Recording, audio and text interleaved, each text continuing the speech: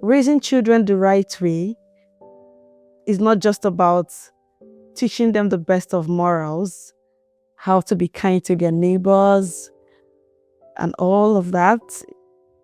Is not also just about opening bank accounts for them and saving up for when they would need it. Neither is it just about, for example, giving them healthy foods with the best of nutritional values. There is definitely more to this.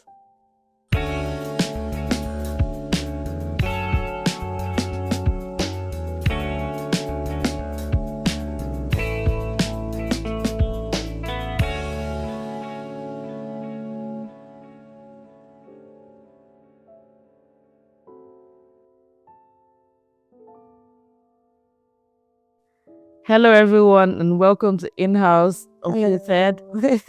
We are glad to have you back always. Thank you for always showing up.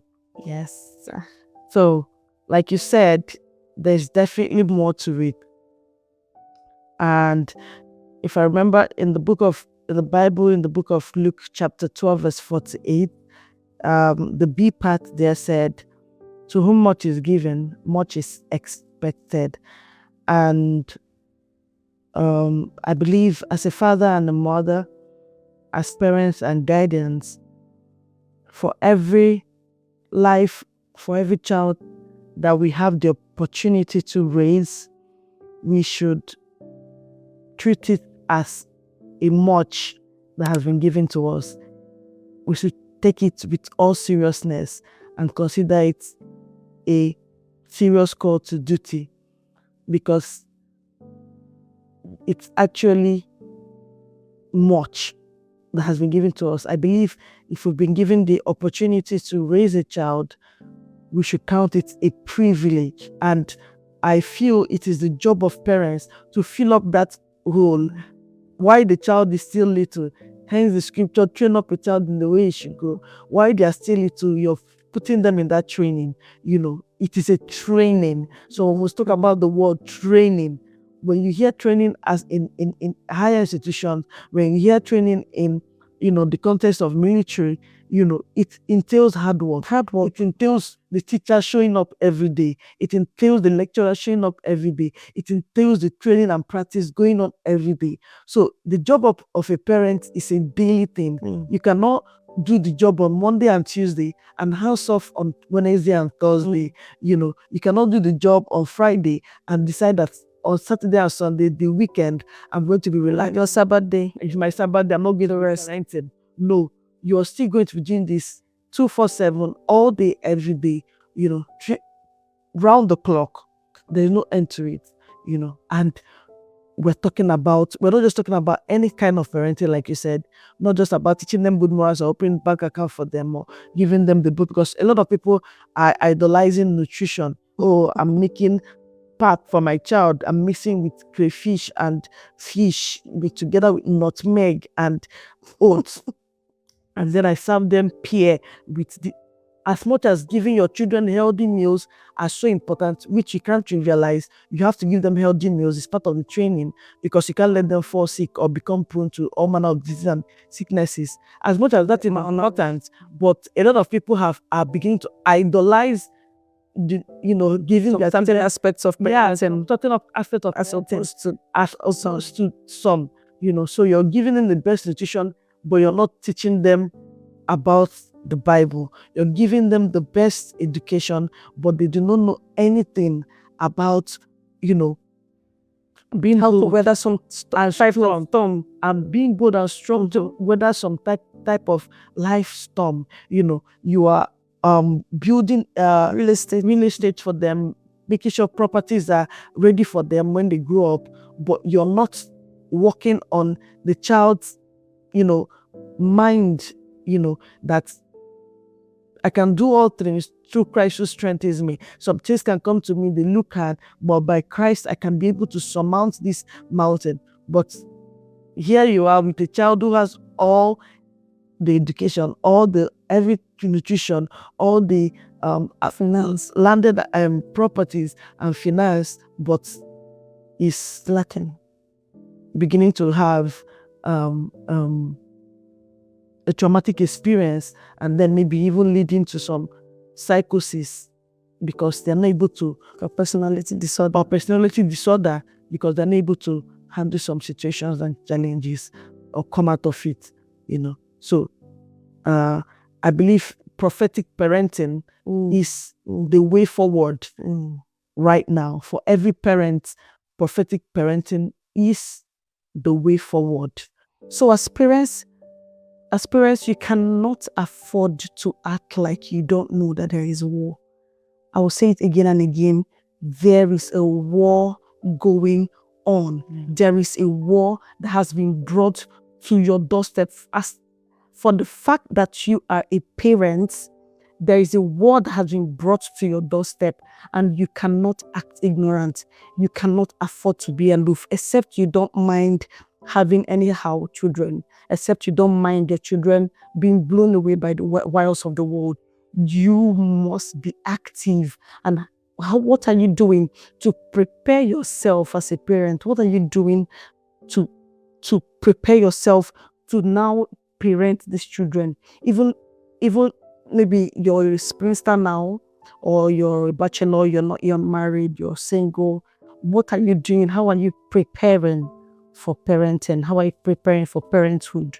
What are you reading? What are you watching? What are you listening to? Who are those you're associating yourself with? Or who are those around you that are already in that phase, and what are you learning from them? All these things are very important, very crucial. And then as parents, how are you prepared? How are you building yourself in the place of prayer as a Christian? Because we're talking Christian parenting here. How are you building yourself in the place of prayer and in your relationship with God? How are you sharpening your spirit of discernment to be able to discern the child that you give birth to, that the child that has been trusted into your hands? Because you have to be able to discern your child as a parent. It is very important to know the child that you give birth to and know the graces in that child, and be able to call them forth one after the other as every month goes by, as every year goes by, as every decade goes by. You call forth their graces, because you are the first partaker. You're the husbandman. So you're the one that will call out their graces, through the help of God and Jesus, who is the head of the church. He's going to help you and your spouse to call for their graces. So how are you building yourself up? Are you so busy chasing, the clouds, chasing money, and that you're forgetting the basic, very basic, foundational, very important things? For example, Mary knew Jesus. She knew Jesus to the bones. They went for a party, and Mary was able to say, "Come, you come. You see that man over there? Whatever he tells you to do, do it." And I'm sure they're going to be like, "Is this woman crazy? Why is she telling us to see that person over there? How well do you know? What do you mean? You're saying that wine has finished, and you're telling me whatever he tells you to do, do it. Is it manufacturer of wine or a wine producer or something?" She said, "No. Whatever that man tells you to do, do it." Because she knows her son. She has watched him from day one. She knows him like the back of her hand. She has discerned that boy. She knew that he could turn water into wine. In fact, she knew that was like the best minimum, miracle that Jesus could perform. She knew he could do much more mighty things. Yeah. So that was like very little. Like, just listen to him. In her mind, she didn't want to just, spill the beans, like, he's going to turn water. No, she didn't want to. She wanted them to. She wanted it to be a surprise. And that's prophetic parenting. That is it. In all its, in all entirety. Yes. In all its entirety. Because remember that before then, she had a conversation with Jesus, and Jesus said to her, "Mother, it's not yet my time. It's not yet my time." And he thought it was over, but she didn't give up. She went to those men and said, "Whatever he tells you to do, do it." So that Jesus did that first miracle was because Mary actually actuated him doing his first miracle. Mary was instrumental to it. Because Jesus didn't want to at first. Yeah. Mother, my time has not yet come. It's not yet time. But she told the men, do whatever he wants.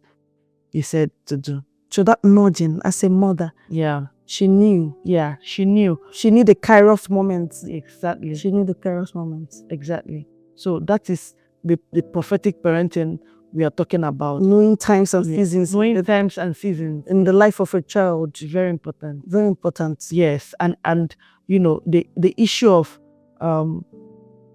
money, where parents are more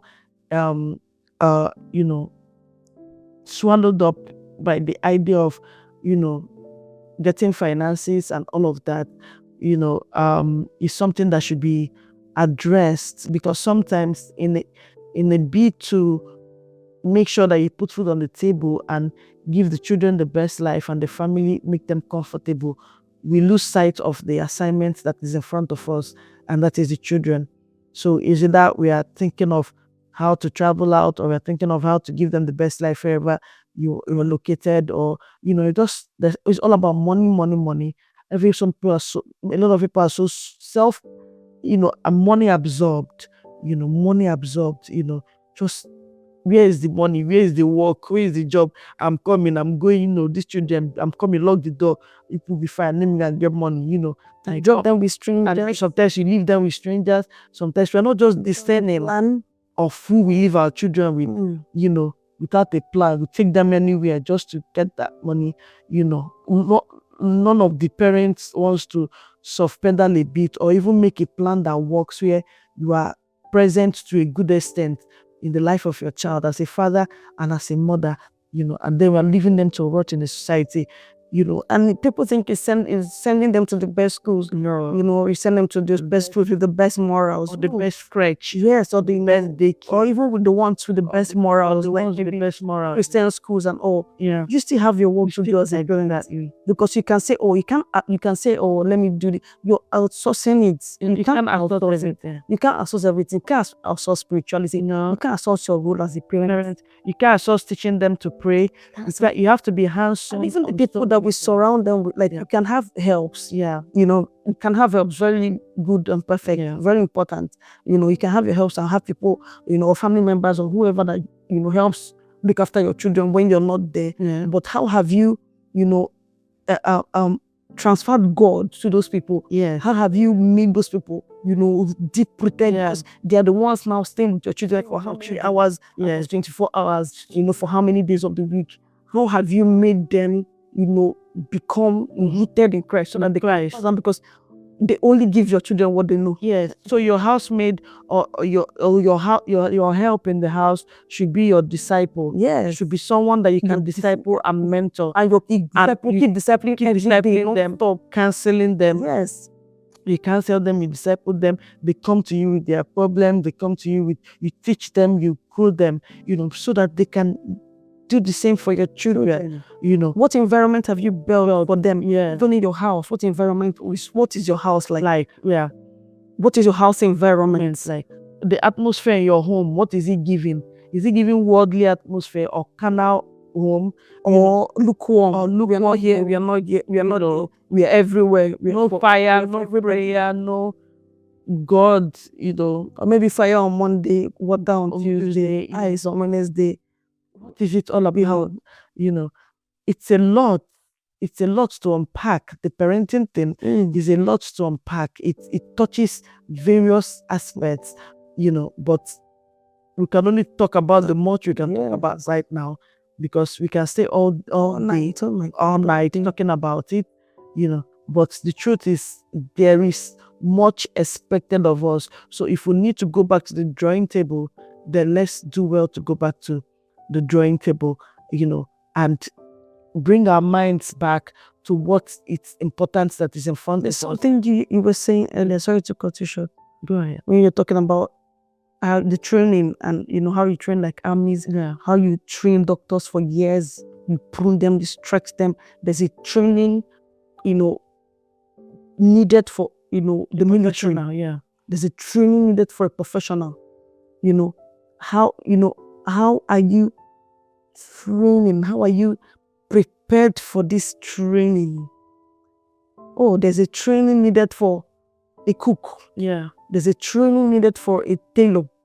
How are you training? Like when you said, come to the drawing board. Yeah. Something, I got a picture in my head. Like, in those movies when maybe like there's something danger, and then there's flights, like there are aeroplanes in the air fighting, and then the military people are in one room and they're watching the TV, and some people are on the computer, and then they the chiefs or the the main military heads are together, talking with maps and intelligence, drawing intelligence, a lot of I just love those things, what they're sending. There's some people that they sent out, and they're strategically planning how to telling these people, giving them intel, like this Alpha 1, this is behind you, by your side, don't do this, dude. Oh my goodness, that is what parenting is all about.